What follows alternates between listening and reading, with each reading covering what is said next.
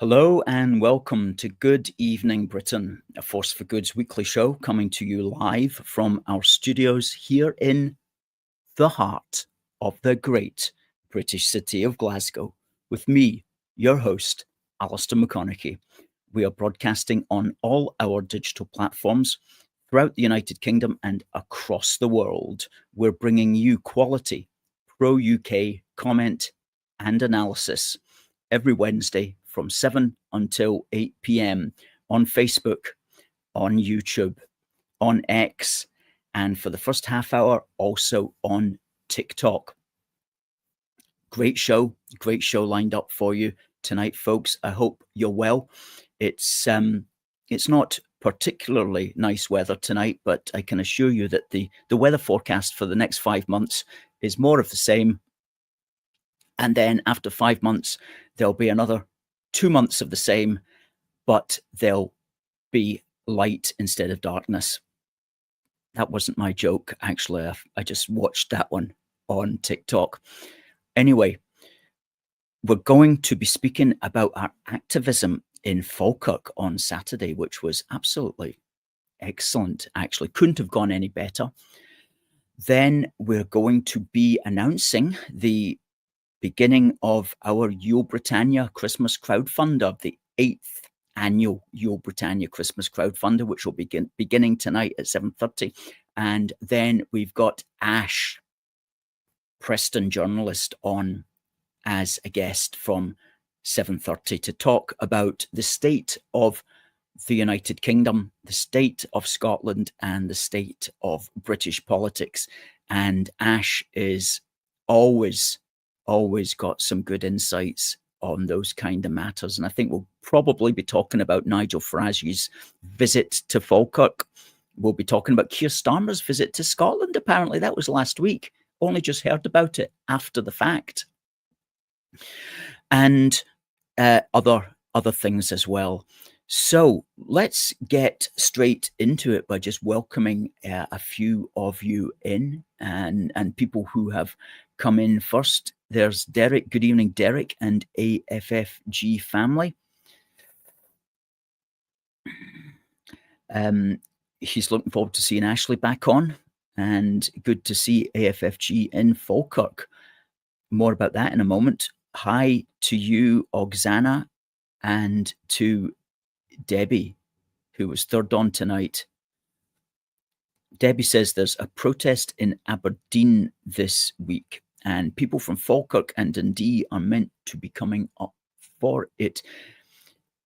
It's in Sunday at midday, and I think I heard about that. It's going to be at the bottom of Union Street, and help me out here. What is the name of that square that they'll be meeting on at the bottom of Union Street in Aberdeen? That's a pro border control, a pro stop mass immigration demonstration, which is going to be in Aberdeen this Sunday at midday. I won't be able to make it. Sunday is going to be my birthday, actually. Steady Eddie says, "Blessed be all true patriots." I second that emotion. Hi to Derek. Steady Eddie says, "Never take your eyes off the real target, folks. Please tell us, or maybe don't tell us, what the real target is, Steady Eddie." Catherine says, "The weather's not too bad down in Buxton." Castlegate, that's it, Castlegate. The pro-border control rally will be at the Castlegate in Aberdeen this Sunday, the 14th of December at midday. So if you're in the area, please go along to that, because no doubt the opposition, the usual suspects, will be there to generally interfere and cause trouble. Which is a good segue into the first report that we have for you tonight. Now, A Force for Good had an extremely successful day on Saturday. And let me just give you some background about what this was. There is a long-running campaign outside the Cladden Hotel in Falkirk, which houses the so-called asylum seekers. And local people have taken it upon themselves to hold a regular protest outside that, which was really started after one of the occupants of this hotel got seriously into trouble with the law and committed a sexual assault. And ever since then, many people in Falkirk have opposed the asylum hotel's presence, as it were.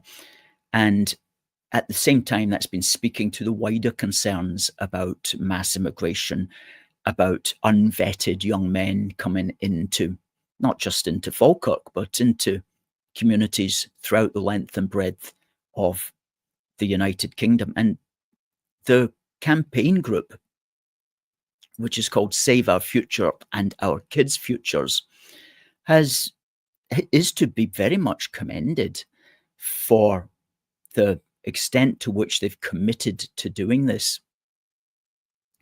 Now, they had another big protest on Saturday, the 6th there, and it was notable because the opposition, such as they are, called Stand Up for Open Borders, otherwise known as Stand Up to Racism, decided that they would organise a major counter-protest to this, major, relatively speaking. And so they called for activists to come to Falkirk from Dundee, from Glasgow, from Edinburgh, from Aberdeen, from elsewhere, in order to protest the locals who were standing up for their future and their kids' futures. And at the same time, this was going on, there was a major rally for the party called Reform UK at a hotel just outside Falkirk. And Nigel Farage was there, and he was soft launching the Reform UK's campaign for the Scottish election next year. And there was about 750, so we're told, members of Reform who were at this hotel, the Inshira Hotel, just outside Falkirk. So a lot going on in Falkirk. So we thought, do you know what? We need to get involved in that and to support the Falkirk Save Our Future and Our Kids' Futures group. And I thought, how best can we do this? Now, the group originally wanted to protest at the top of New Market Street in the centre of town. And they wanted to do this because that's where the Stand Up for Open Borders march was going to be ending. And so we contacted them and said, you know, we'd like to come along. Are you happy if we come along and maybe say a few words? And they said yes. And so we got ready and we prepared 4 speeches, actually, to give at the top of New Market Street. And then what happened was the local Falkirk group decided that they wouldn't do that anymore, that they would just have a protest outside the Cladden instead, outside the Cladden Hotel. And so I thought to myself, well, do you know what? That's going to mean that this Stand Up for Open Borders people, they're going to march into town and they're just going to occupy the centre of town on their own. So who's going to be there to provide any kind of counter presence, as it were? So I spoke with the Stand Up for Our Future and Our Kids' Future organiser, and they said they were happy if we just were there ourselves. So I thought to myself, okay, it's going to be perfectly safe because there's going to be a lot of police there. And I also thought there's probably not going to be very many locals there because all the locals will be at the Claddon. And if there's any locals in the centre of town who are talking about maybe trying to stop the march entering the centre of town, the police will just kettle them. So there's going to be literally nobody up there in the centre of town when this march ends. So we have to get there, myself and 3 colleagues. We'll get there and we'll meet this march when it ends in Newmarket Street. And well, that's exactly what happened. Firstly, what we did was we had a cameraman who filmed the march passing so that we could count them. We counted them in at 536 people. They said there was 1,000, but there was 536, and that's coming from all over. And then when they came up the street, they got to the end of Newmarket Street and there was a barrier, and then there was a sterile area, and then there was a barrier, and then there was the 4 of us, literally the 4 of us, and some locals wondering what was going on. And I was able to deliver 3 speeches to them. Each speech was about 10 minutes long. Between my speeches, my colleague Max gave a couple of speeches, shorter speeches, and we got most of it on film. And to give you an idea of it, let's play a video, which is just a 2-minute video of my second speech. Now, the second speech was talking about the danger of unvetted people coming in, and it was making reference to Wayne Broadhurst, who was stabbed by a quote-unquote refugee. Let's play that now. Unquote refugee in Uxbridge, West London. At the same time, they stabbed another 2 people, including a 14-year-old boy. Mr. Broadhurst's funeral was last week, Wednesday the 3rd of December. We are saying that all of our politicians who support mass immigration and endless so-called asylum seeking are culpable, are directly culpable in this heinous crime. According to the BBC report, quote, the Home Office confirmed the suspect entered the UK in a lorry in November 2020 and was granted asylum and leave to remain in 2022. In other words, a person who entered the UK in an illegal manner was able to claim asylum and consequently go on to kill a British citizen. We say that all the politicians, the NGOs and the Stand Up for Open Borders group across the way, all those like them who support fraudulent asylum seeking are complicit in this murder. Absolutely! The responsibility for this murder and with all such murders and crimes related to violent so-called asylum seekers and so-called refugees rests squarely on the shoulders of the SNP, the Green, the Labour, the Lib Dem and the Conservative politicians who advocate to maintain the present open-door asylum system, including and especially the permissive embrace of rampant illegality, such as sneaking into the country via a lorry. Yes, so that was the beginning of my second speech. Now, what we've done is we're going to roll those 4 speeches out.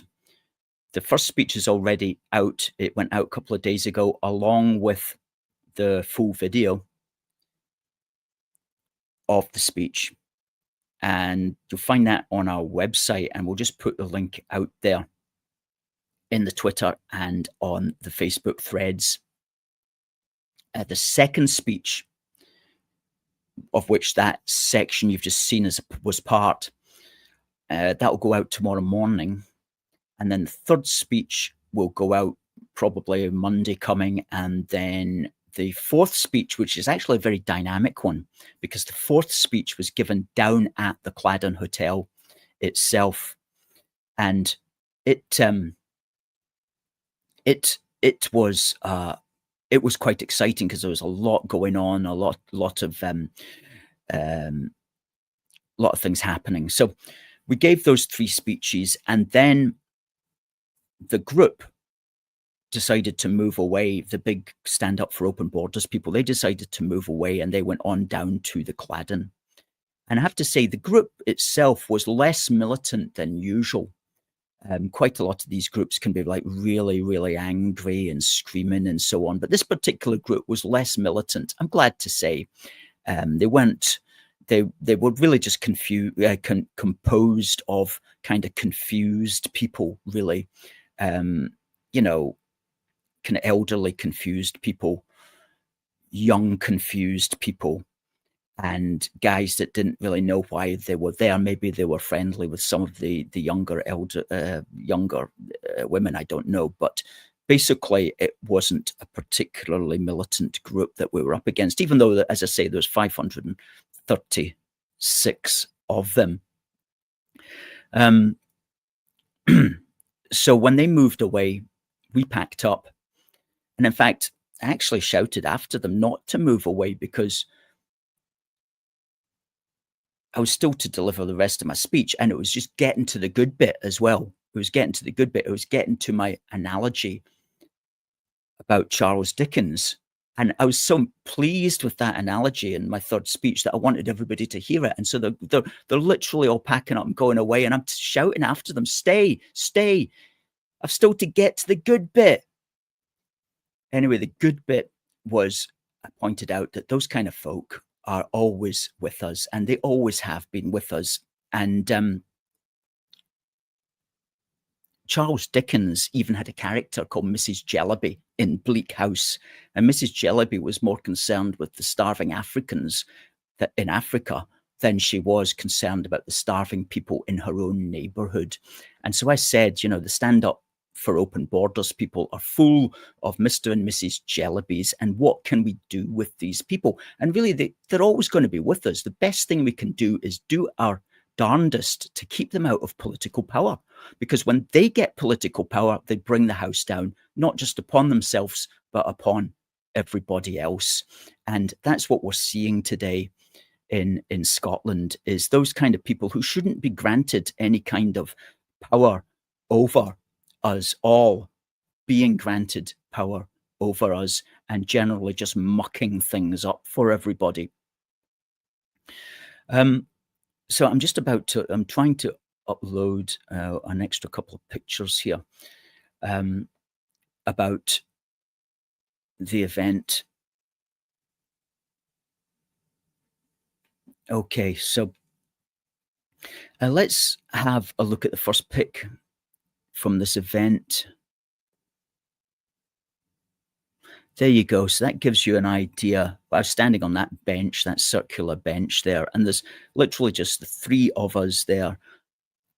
A chap on the right, and the cameraman who took the picture. So that's what we're up against. Okay. There you go. We had the banners in front of us were decorated with that mass deportation now and asylum frauds out. And I was saying to a colleague of mine, you know, it's amazing, these slogans, because say like 5 years ago, I would never have taken those slogans out in public because I just would not have known how they would have been received. But now they'll get received perfectly fine. It's all just part of the conversation now.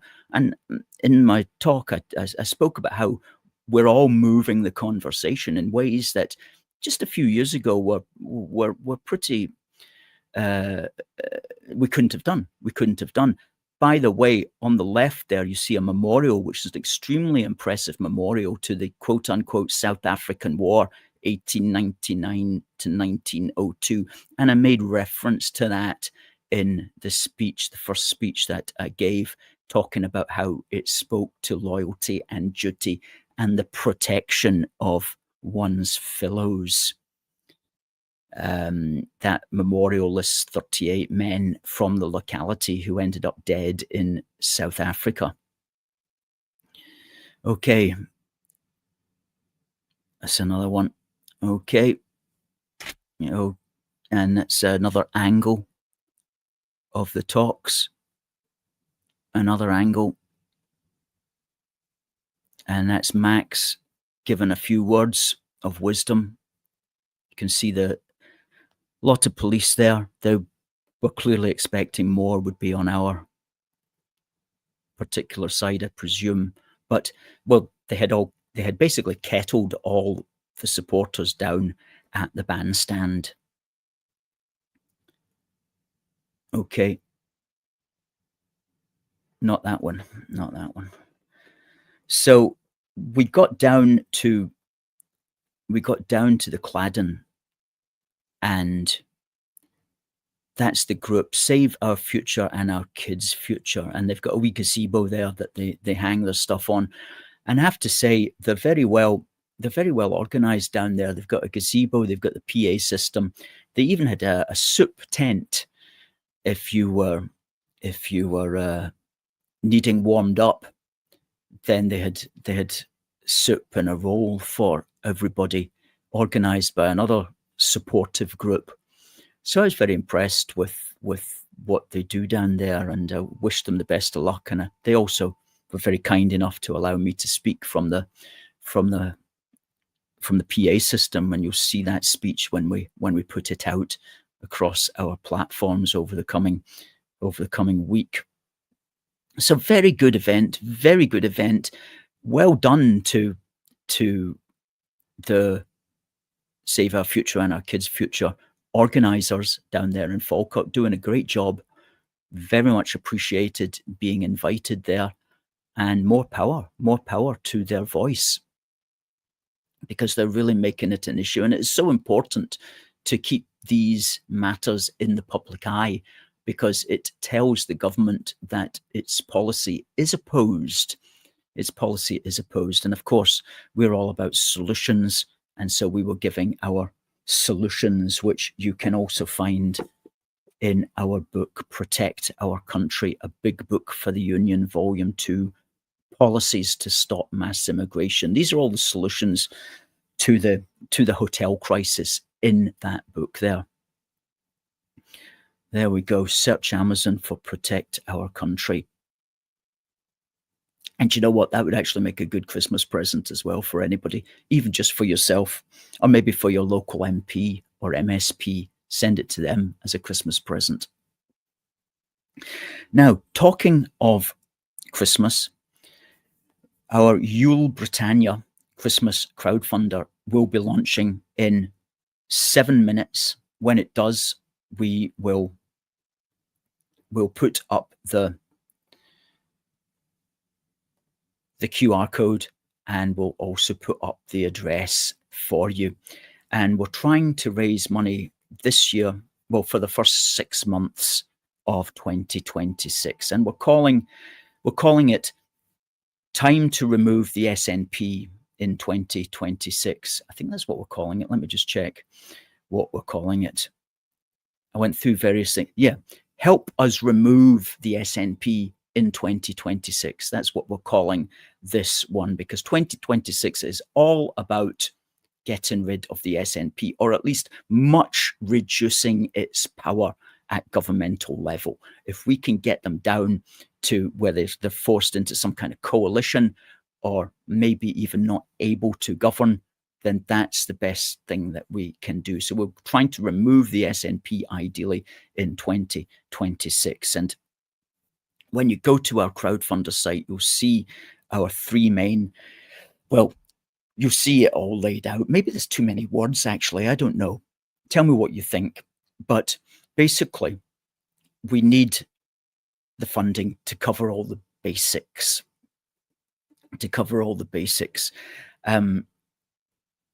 And on top of the basics, we've got 3 additional things that we would like to do. And the first additional thing is we want to do another big rally prior to the Holyrood election. That's a big one. The second, that's the big physical thing that we want to do. This is in addition to everything else that we're always doing, which is our street stalls, our daily broadcasting, our weekly program, and all the podcasting and video clips and articles and so on. In addition to all of that, we want to organise, and this is in the first half of the year, one big rally at least, if not two ideally, in the run-up to the Holyrood election. We want to concentrate and invest heavily in our Instagram, because in the last couple of months, we've been able to find a way to really boost our Instagram engagement. And Instagram is important because it has a younger demographic than Facebook. And let's just throw up a statistic here. Now, this was a YouGov poll about who people would vote. Would people vote for independence in a potential second referendum? And what you see there is there's actually a majority of 16 to 24-year-olds who support the union. However, there's 26% of them don't know. That's an awful lot. Now, when you move up to the 25 to 49-year-olds, a majority of them do support separation, but there's still 15% of them who don't know. So these are big numbers of don't knows in that 16 to 49 demographic. Okay. So we have to reach those. We have to reach those people. We have to reach those people. And that means we have to be what they are. And Facebook is very good for reaching the 50 plus demographic, but the below that tends to be Instagram and especially TikTok. So that's where we also need to be putting heavy investment, heavy as far as we're concerned, which is several £100, to really make a difference. Because as you know, we operate very frugally, but we can make a little bit of money go a very, very long way. So that's the second thing we need to do after the rallies, is invest in the Instagram program. And the third thing we want to do, of course, which we have to do in next year, is get volume 3 of a big book for the union out there as well. And this one is going to be based on the history and development of the union since the dawn of time. That's something that we've become known for emphasizing. So that's going to be a great book, and a very original book as well. And so we need money for that. And we're not asking for very much for the first 6 months. We're asking for 5K. And we've got some great rewards up there as well. And let's just fire up some of the rewards. And I'm just going to go live with the crowdfunder right now.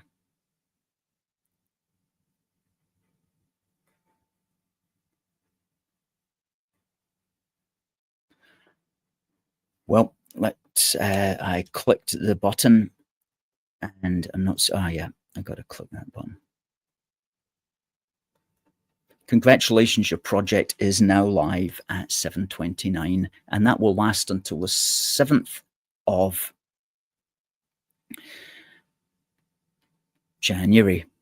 So those sort of things that you've seen there, we've got that they're all rewards. You don't need to have a reward. You don't need to claim a reward. You can just fire in a figure of whatever you want. But if you'd like to send in 15 quid, for example, and get a little badge at the same time, then go to crowdfunder.co.uk/AFFG 2026.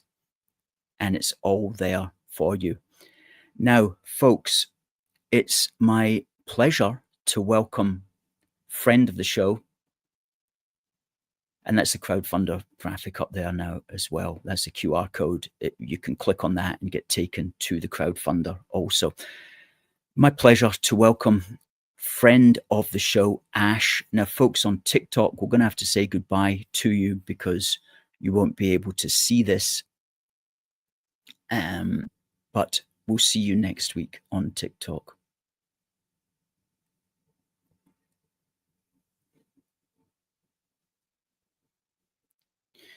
Folks, please say hello to Ash.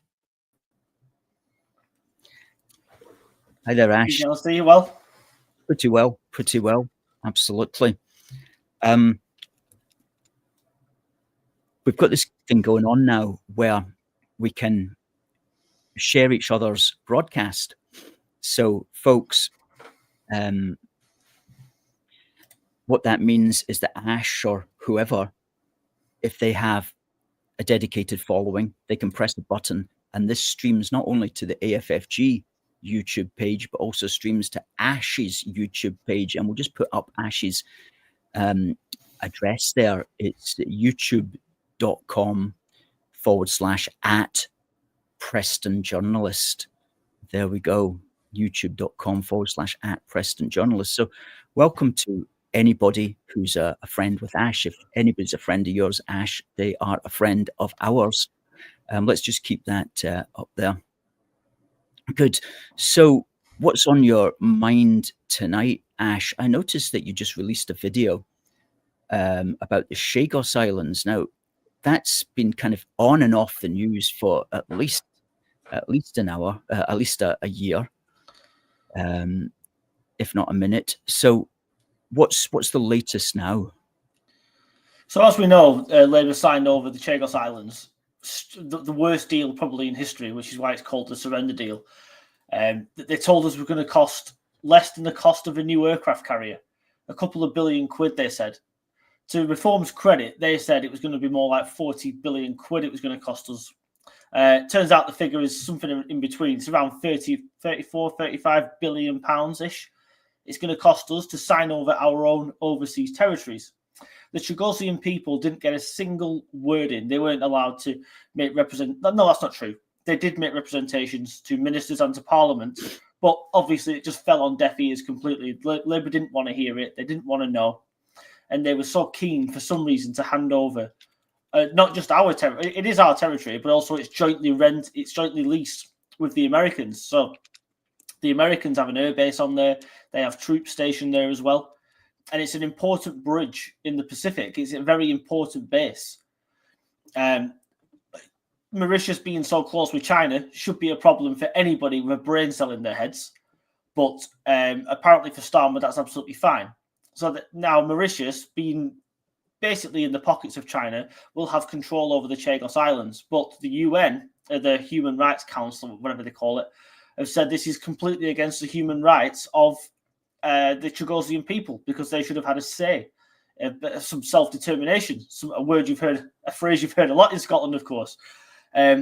Self-determination, whether they stay under British rule and keep King Charles as the monarch, etc., or they go and live under the Mauritians, who have never in their history, by the way, owned the Chagos Islands, not once. And I think it's 1,500 miles away or something like that. They're absolutely nowhere near it either. So now the UN want to put a stop to this.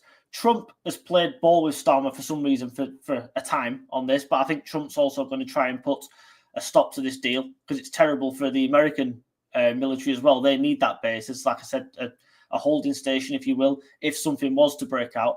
And what's even worse about this deal, Alistair, is unbelievable. If we wanted to, let's say war did break out or something was going to happen in that region, we have to notify the Mauritians before we launch any military action whatsoever, whether that's Navy, Air Force or Army. Absolutely incredible. So just in case we do, God forbid, war broke out with China or something, we can warn Mauritius that we're going to attack in 12 hours. And then Mauritius can kindly warn China that we're going to do it as well. This is the lunacy and the stupidity of the people in charge of this country. It is absolute lunacy. And the only explanation is that the British political class, so-called, have got no regard for British foreign policy whatsoever, because if you did, you would recognize that those islands are absolute gold dust for anybody that has control over them, situated where they are, perfect landing zone, perfectly situated in those waters, and hugely necessary for the defense against, for example, China or helping anybody in the Indian subcontinent, even ferrying materials and so on. So it's an absolutely huge thing that they're just ignoring. Just want to give a shout out to Patriot Dan 1979 there for the £2 super chat, folks. If you want to add a little donation here, please just go to the dollar sign. But I was thinking about this earlier as well today, as regards like the British overseas territories and the Commonwealth realms and so on, especially in the Caribbean and places like that. Britain does nothing for them, doesn't help them in any way, when what we should be doing is going in and trying to invest in these countries and saying, can we build your schools? Can we build your roads? Can we help you build factories? We'll get a cut of whatever and so on. Because that's what the Chinese do. The Chinese are moving into all these Caribbean countries and basically kind of buying them over. I'm not saying we should buy them over, but we should be at least seeing their value and helping them where we can for mutual benefit. And so that they see the point of having the king as the head of state, so that they see the point of their close relationship with Britain. But we have none of that imagination anymore to say, yeah, let's use these precious overseas territories and Commonwealth realms, which are the places that have still got the king as head of state. Let's use them for mutual benefit. But it doesn't seem that we've got any kind of thinking around those lines at all. No, and you know why? Because these people are globalists. They're internationalists, aren't they? They're not interested in Britain. They're interested in what they look like on the world stage. What they're really bothered about is getting rid of any form of colonialism. You know, Britain is bad. The empire was bad. Everything we ever did was bad. And that's what it's all about. Gibraltar will be next. The Falklands will come afterwards. You know, they've already given Spanish, is it police, something like control over Gibraltar anyway. So something to do with Gibraltar was given away. These people are nuts, but they hate our country. That's the point here. And just to Brandy199 is absolutely correct. Made the comment there, by the way. I was wrong. It's not in the Pacific Ocean. It's in the Indian Ocean. But it's a nice bridge over to the Pacific, the Chagos Islands. But these people absolutely hate our country. Whether it's Starmer, Lammy, you name it. And the Chinese, you're right, are clever. They call it the Belt and Road, don't they, initiative. And what they do is they go in there for countries that have nothing or very little infrastructure, and the Chinese will build them railways or bridges or, you know, you name it, that kind of thing. And then these people end up in so much debt to China. You basically, it's like owing the mafia money in a way. So what you end up doing is giving away things in your country to the Chinese. So you're right, they're absolutely bent over, aren't they? They end up being owned by China, or China ends up taking their mineral rights, or, you know, different, like how they build electric cars now. They own lithium mines in different countries. So they end up taking all these materials and then using them for their own benefit, selling us rubbish for net zero that they'd never use themselves, but they're happy to sell it to the West. It's a clever model, don't get me wrong. But why people can't see it's a bad model, and the Chinese are no friends of Britain, I don't know. Well, yeah. Well, you answered your own question. It's because the globalists, and many of them would be quite happy probably if China basically just took over things. So it seems. But no, it's, and we wouldn't want to do that necessarily, you know, because that's a kind of new form of like imperialism, isn't it? It's like without the soldiers with the khaki helmets and the bayonets. It's more of it's like economic imperialism, which there's always been a sort of, always been versions of, and this is just like the modern incarnation. But we could find ways of investing in things, factories and products and so on in these Caribbean countries and elsewhere, without being accused of exploiting them in the way that the Chinese do. And it just pains me to see that we've got such a lack of imagination on that. But talking about people with lack of imagination, Keir Starmer, well, you told me, you told me he was up in Scotland. I mean, that came and went, and I tried to keep my ear close to the ground, and I didn't even know that. I mean, what was he doing, and when was that? The actual day, I think it was last Wednesday or Thursday. He was there. I don't even know what city he was in. I can only assume it was Edinburgh or Glasgow. It's got to be one of the two, but I don't actually know where he was. And it was all kept very, very hush hush. The last time he came to Scotland, he got abuse on the train from people that didn't like him. He got abuse leaving, I think it was Glasgow Central railway station. And then he got, as he tried to walk into the building he was going in for this meeting or conference, whatever it was, he got abuse going in there as well by protesters. So they kept it very quiet this time, but protesters still managed to find him and confront him sort of until they were hurried away by bodyguards, etc. Well, that strikes me as ridiculous, because if you're the prime minister of the country, I mean, you shouldn't actually be traveling by train. I mean, you should have your own vehicle. Like, you should have your own limousine or whatever you want to call it, but you should be in one of these, like how the Americans do, like when Donald Trump travels around. I'm not saying he should have like a 40 vehicle cavalcade, but like a couple of vehicles with, you know, a backup first aid and so on in the second vehicle. I mean, that's how he should be getting around. That's the safest way for the prime minister. You don't stick him in second class or even in first class on some train that's probably going to break down. I mean, that speaks again to how rubbish Britain is, that you can't even ferry the prime minister around without sticking him in second class. To be honest with you, that was the last time he came to Scotland. He was on the train. That's the video I saw. This time round, I don't know how he got there and how he got back. I honestly don't know. And they've kept it so quiet. It's probably a private jet. They just don't want to tell us. So that's what I assumed happened. But anyway, I don't actually know what the conference was about. I can only assume it was because Anna Sarwar was there, obviously. So I can only assume it's something to do with the Holyrood elections. And one of the STV journalists, who I'm not a massive fan of, but he had Starmer on toast during this interview we had with him, where he actually said to Starmer, "Aren't you relying now on Anna Sarwar to save your job when it comes to the Holyrood elections? Because if you get slaughtered," he actually said to him, "if you get beat badly, you're out, aren't you?" And he kind of like dodged around the question. He wouldn't answer it, obviously. But it's sad but true. I mean, Sarwar's no good either. He's a carbon copy of Starmer.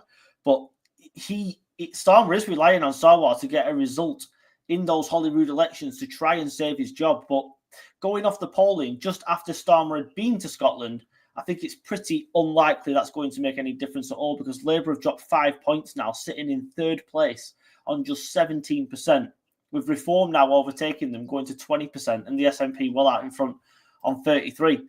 So wherever Starmer goes, he's toxic. The man is toxic. It doesn't matter what it is. I'll give you a really good example. Digital ID. I mean, I'm completely against it. Should never come in. But there was broad support for it amongst the minority of the public. It was about 31% of the public said they'd be interested in a digital ID card. Since Starmer decided to introduce it, it dropped to -20. The man can't do anything right because he's so despised. He's hated.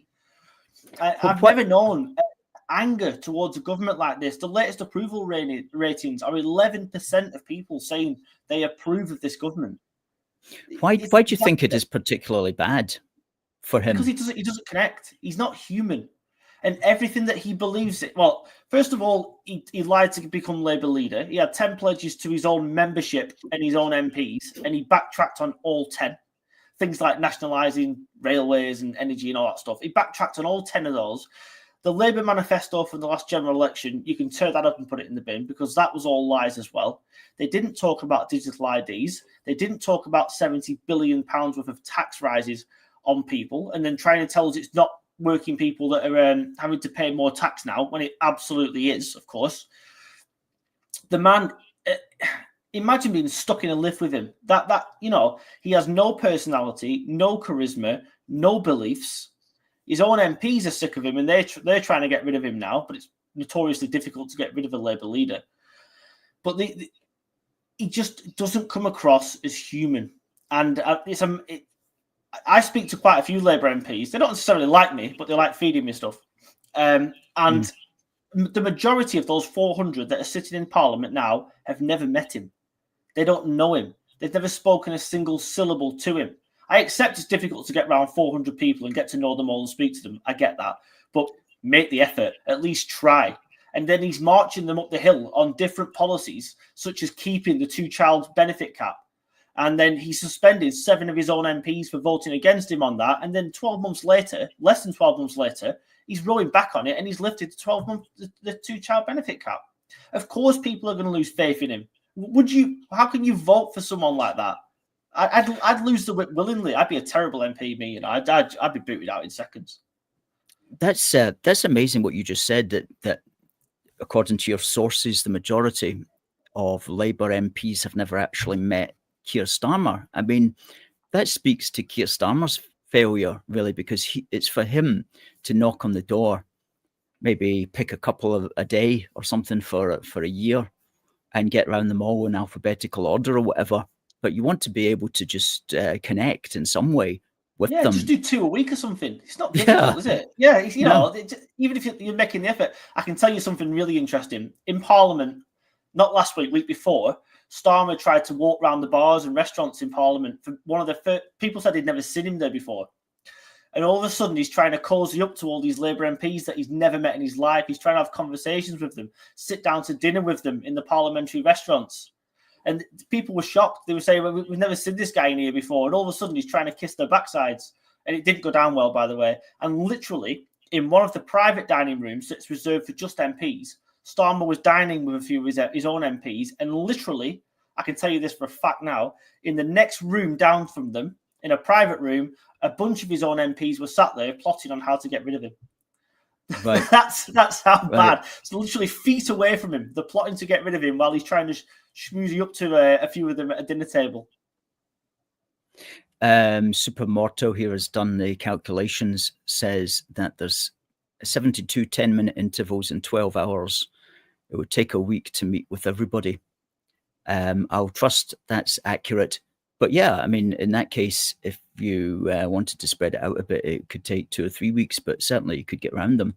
But make the effort. That's what it's about, isn't it? Yeah, well, absolutely. You know yourself, if you go to a shop somewhere or a restaurant or a pub or something, if someone uses your name like they know you, you feel like you're getting better service. Like, you know, they know you. That's all Starmer has to do. Learn any random MP's name. Maybe one thing about them. They've got a wife and 2 kids. That's it. You meet them, you go, hello, such a person. How's the wife and children? That's this right. Guy knows me. He actually knows who I am. That's good. I feel like I've got something in common with this guy. I've got some sort of loyalty or affiliation to him. He won't have done any of that. I guarantee you now he won't have done any of that. And modern technology makes that so easy as well, because you just need to have a list of the names, and even on your mobile phone, you just put in like John, 2 kids, wife's called Jane, whatever. Exactly. How easy is that? It's very easy, very easy. So I'm talking about people who have got maybe a little bit more charisma. Nigel Farage was up in Falkirk on Saturday, addressing a very large number of people in the Shira Hotel. 750 were told. I was skeptical of that, so I Googled it. And in fact, yes, they do have a ballroom that can take 750 people sitting down. And they make a big thing of that. So whether every seat was taken or whether the ballroom just looked quite packed, so they said 750, then I don't know. But it was certainly a substantial number, into the hundreds. And that's very unusual for any kind of political event in Scotland whatsoever. And what I find interesting is we're regularly on TikTok, and we'll come across a video of maybe a Labour SP or SNP MSP or Lib Dem SNP, and they're slagging Nigel Farage, and you're looking, there's like 500 comments. So you go onto the comments and they're all don't care, voting Nigel all the way, I'm reform. And these are just like, you can see it's just like normal people. And so he's got huge support here, and the Labour and Tories and Lib Dems don't really know what to do. The SNP, though, is lucky because it's an unusual political party. It just talks about separation for Scotland, and there's always a percentage, at least 25% of people who vote for them on that alone, even if you put up a proverbial unicorn or whatever, they'd still vote for that thing. And if they can get 30% of the people voting for them on the day, then they're going to get like a majority in Holyrood. And so they're always sitting quite pretty, but it's going to be harder. It's going to be harder for them in 2026, no question about it. I don't know if you followed any of Farage in Scotland at the time. Yeah, I mean, I'm actually quite surprised myself. I didn't think Farage would do very well in Scotland, but it seems that people are willing to listen to an alternative. The problem for Farage is that people were willing to vote Labour last time because they were sick of the SNP who'd done nothing. So the SNP got obliterated. Now they're more willing, it seems to me, or certainly looking at the polls, to go back to the SNP because they just want to give Westminster a bloody nose in any way possible. So like you just said, they're always going to have, say, a 20, 25% share of the vote just by saying, I want to leave the UK. It's never going to happen, of course, but that they'll always get a certain share. Then all they've got to do is get another 5%, and they've already got a substantial amount of MSPs inside Holyrood. You know, they're polling at 33 now, and that is partly down to Westminster. Farage is probably the only person with the charisma and the what's the word there? The presence, the notoriety. That's what I'm looking for. The notoriety to take on the SNP really inside Scotland. But then again, he wouldn't be. Let's just say I don't think it's going to happen. But if Reform got a majority in, or with the biggest party in Holyrood, who would be the first minister? It wouldn't be Farage, would it? Because he's trying to be prime minister. You can't be both. So it's a bit of a difficult thing, really. I want to see Reform get a good number of MSPs, and I think there's a chance at that. Farage is certainly, if he can't do it with his draw, then I don't think anybody can. And I hate to say this for the people of Scotland, you know, obviously I'm pro-unionist just like yourselves, but the SNP are going to be the biggest party in Holyrood. There's no stopping it because Westminster have been so bad. I think you could see a bit of shifting around as well. I noticed the Lib Dems are dropping quite substantially inside Scotland. You might see Alex Cole-Hamilton get booted out. You'll probably see Sawar get booted out. There'll be a big change, I think. And I wouldn't be surprised if the Scottish Tory leader, what's his name? I'm not a big fan. Finlay. Russell Finlay. Yeah, I wouldn't be surprised if he got booted out as well. I was never a big fan of Russell Finlay, and I think he'll get booted out. None of them are powerful, strong enough, big enough voices to take on the SNP, I don't think. No, there's not. That's what Reform's. I mean, Reform's going into the last 5 months now, before the 7th of May, and basically they don't have a national figure in Scotland. Now, that's recognisable at all. They don't have, actually, they don't. I don't believe they have a Scottish leader at all. So they have to get that sorted, and it has to be somebody that connects in a Scottish way. And they've got one. I can think of maybe one person that they've got that does that. That's already got media attention, but they're going to need that. And the idea of them having the deputy prime minister isn't the deputy first minister isn't entirely crazy. I mean, unless no, it probably is crazy because the SNP would need to do a coalition with Reform, which that would be good. That would be good. That would keep the SNP on its toes, and that would probably protect the union. I'd much rather have them doing that than a coalition with the Greens, because all that's going to do is destroy the union. So yeah, an SNP Reform coalition, maybe that's what's going to have to happen. And you get large odds at the bookies for that. Yeah, that might be the way that the numbers will fall. I mean, that's almost certainly going to be the way that the numbers will fall.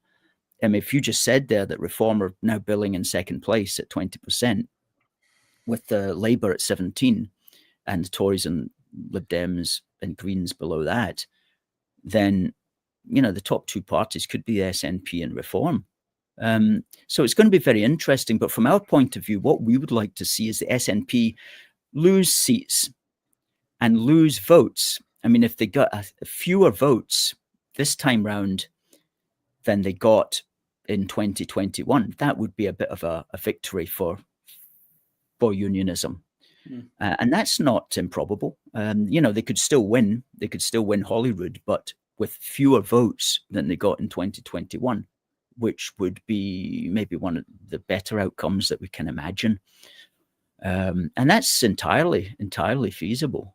And the way that it's looking, it could be that, especially if it loses Scottish nationalists to Reform, because there are a proportion, albeit a small proportion, of Scottish nationalists who are aware of what's happening in the wider country and can see that in the 2022-2023 year, 90,000 people long-term came to live in Scotland. That's a population bigger than Paisley. Last year, in the 23-24, or was it the 24-25? I can't recall, but a population the size of East Kilbride, 76,000 people came in. I mean, these are crazy numbers. Yeah. And you can't, and John Swinney, and we tried to get to this in our, where we did when we spoke in Falkirk, and John Swinney has nothing to say to this. And other than it's welcome because it's diverse, and Scotland has always been welcoming, and Scotland welcomes diversity. And that's really all that he can say. And because he's never been properly challenged by anybody to explain why he wants all of this going on. But that's changing now. That's changing now. And by May next year, if we at A Force for Good can do what we can to influence the debate as well, we're going to be trying to influence Scottish nationalists to realise, look, if you love Scotland, like we all do, then you can't vote for it to be turned into what will essentially become a foreign country within 10, 15 years at these rates of people coming in. And it's kind of almost like a last chance saloon, because 5 years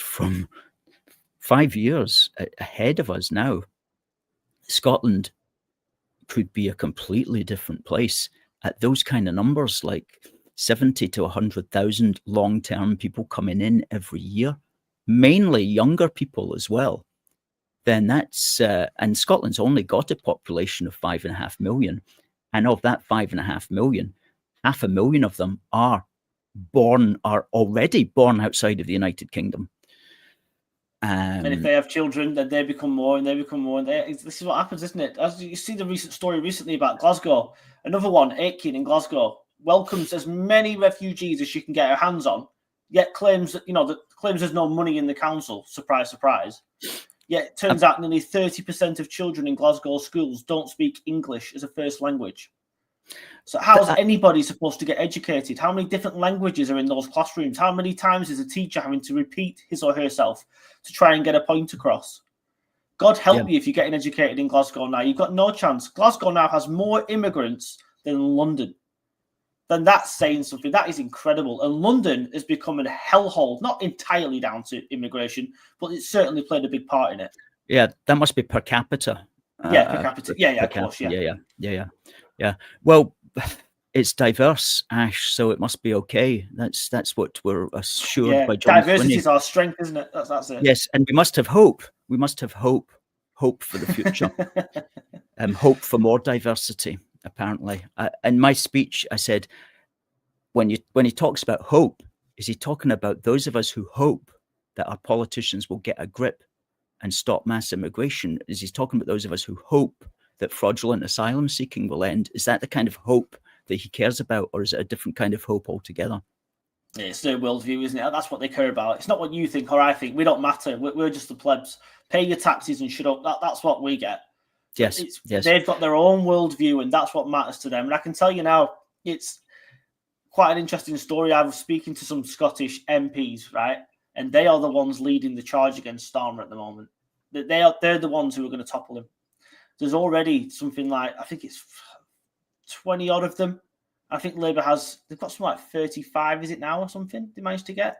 Anyway, they've about 20 odd of these MPs have got together. They're the ones leading the charge, because they're the ones who were telling me they're out on the doorsteps trying to campaign for these elections coming up, and they can't even get someone to keep the door open to them. It's that bad. So just wait. Yeah. Just wait and see how bad it is for them when it comes to the Hollywood. I mean, they've got 21 MSPs. Don't be surprised if they lose 11, 12, 13 of them. There won't be many left afterwards. It's very possible. It's very possible. It's very possible from what I can see as well. Ash, it's the top of the hour, actually. That's half an hour. That went very, very quick. Now, folks, if you don't already, please do subscribe to Ash at youtube.com/@ Preston Journalist. Great YouTube page. Gets several videos, long form and short form, every day. Very much worth your time and energy to listen to Ash. So thanks very much, Ash, for coming on. Thanks also for live streaming to your viewers as well. A big welcome to the Preston Journalist people who came in today to watch their man. We'll get you back in 2026, and it's going to be a great year because there's going to be an awful lot that we'll be able to talk about. So we might have to have you on as on a regular basis, certainly in the run up to the big day on the 7th of May. It's always a pleasure coming on, Alistair. Yeah, anytime, just drop me a message as usual, and I'll always come on the channel. I enjoy it. Absolutely will. Until next year. Have a nice Christmas, everyone, and I'll see you on the other side. See ya. Fantastic. Ash, the Preston Journalist. Now, folks, we have our annual Yule Britannia Christmas Crowdfunder. It is running right now. It started at 7:30 on the 10th of December. It's running until the 7th. We've got a lot of rewards for you if you want to chip in.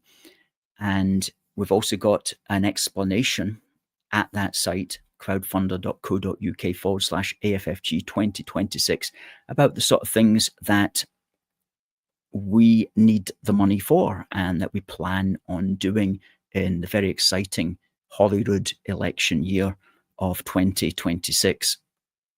And you can simply donate by clicking on the top button, or if you want to donate and claim a reward, then there's plenty of rewards that you can claim, and we're going to be adding more in the next few days as well.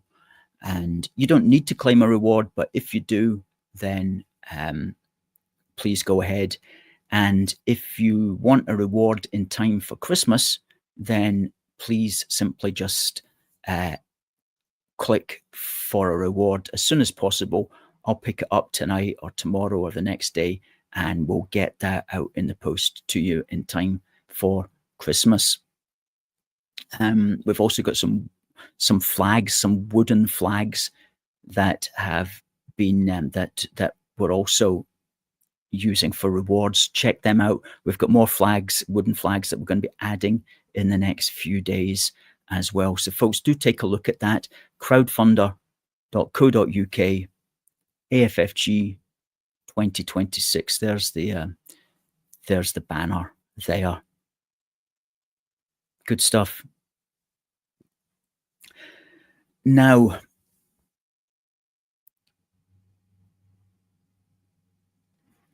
screenshot. We're going to be back next week. We'll have a guest next week as well. And what we'll do next week is we'll kind of wrap up the year, including our achievements and all the sort of stuff that we've done this year. So that will be a good show next year, next week as well. But until then, folks, I think that's everything. Let me see. Lots of comments coming in tonight. Derek says, great show.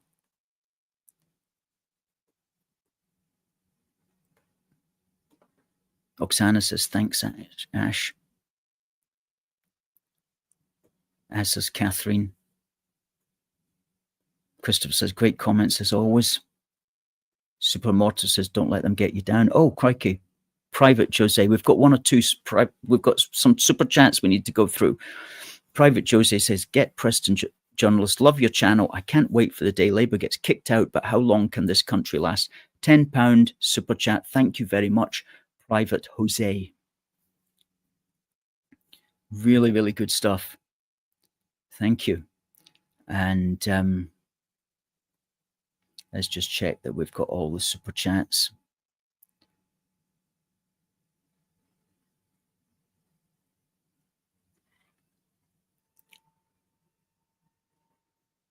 There was one earlier, wasn't there? There we go. We'll bring him up again. Where is he?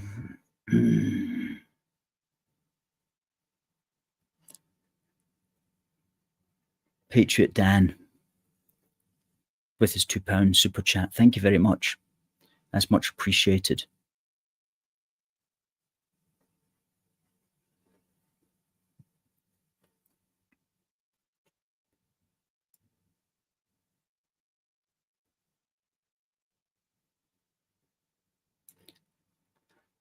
Good stuff. Okay, folks, just remains for me to say we'll be back next week.